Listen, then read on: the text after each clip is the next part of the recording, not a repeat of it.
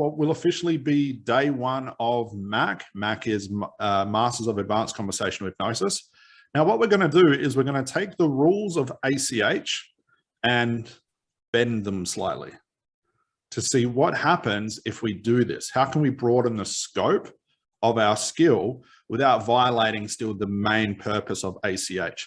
Where MACH really differs in the direction I want to take it, ACH works on the problem, as we know, by untying the knots, digging deeper, trance develops, aha moments pop out. That's pretty much ACH in a nutshell. Where MACH differs is, instead of using therapy to dig into the problem, how can we spike motivation? Because motivation in its sort of weird way can actually do the same thing as ACH, but also release and show knots that are really, really hidden, okay? Now, MACH also, where we're gonna head tomorrow, is how can we use this whole MACH style of thinking and analogies and questions and things like that? Can we use that on strategy calls? Can we use it in public? Is anyone speaking on stage or looking at doing that sometime in their career? This MACH thing I'm gonna take you through is perfect for that, okay? MACH on the strategy calls, like I said, to sell more in less amounts of time. Who would be happy to take the strategy call, which maybe takes 45 minutes, but get the result in maybe 5 minutes? Be a lot easier, right? Okay. And you won't even have to read the script. So understanding motivation and how to spike motivation works on the strategy calls and things like that.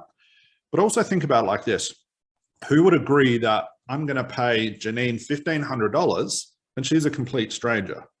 It's still going to take a lot of motivation for me to say yes to the $1,500, yes to the therapy, and yes to open up to this complete stranger. Who thinks that would take a lot of motivation, a lot of momentum?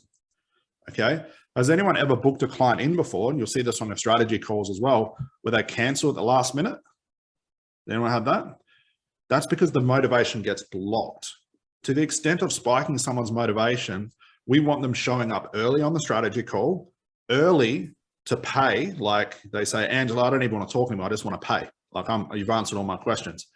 Spike motivation there, but also early when they show up for the sessions.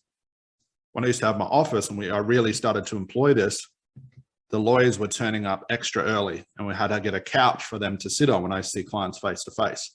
That let me know that, okay, motivation is something important, okay? Motivation can also be used, obviously, in your content. Okay, so we go beyond just answering normal questions, which is the common way to do it. It's the way it should be done, but sprinkling in motivation where people can't stop watching your content. Do you see how that's going to work, guys? Okay, but all in all, what we're going to do today as well is everyone understands ACH probably at a pretty advanced level now, but who still finds themselves, because this is a common teething problem, wondering what question should I ask? Or you get stuck asking the same ACH questions. Who would like to be more creative? Have a better range of questioning. Use questions that you would never normally ask, that when you do ask, reveals knots that you would never normally find. That's where sort of MACH and motivation comes in from. Okay, so we talked about yesterday as well, what happens when the conversation starts to go around in a circle. Okay, you can't break that circle. We talked about yesterday was to go from normal ACH probing questions to an ETM type thing, which is, okay, I'm going to ask you interview questions. Well, how are you feeling now? It sort of starts the conversation another way. What MACH's going to do is like it restarts the whole conversation, but in a different direction, and it really catches your client unaware. Does that make sense on where we're going to go, guys? So we're going to start this. I've got a little mini webinar I'm going to take you guys through that explains in a lot more detail what I just explained. Then we're going to go through the MACH questions, and we're going to use that today, get really, really mechanical, and train you guys on a bunch of questions that are good, frames of questions, but also my favorite thing, how do we analyze answers? And this is a very advanced strategy that I want this to become so automatic. So when you hear a response, your mind instantly categorize it and then says, hey, Tawny, go this way, do this. So your mind really starts taking over and you can get a better caricature of what your client's really saying beyond just their words. Does that sort of make sense, guys, for now? Okay.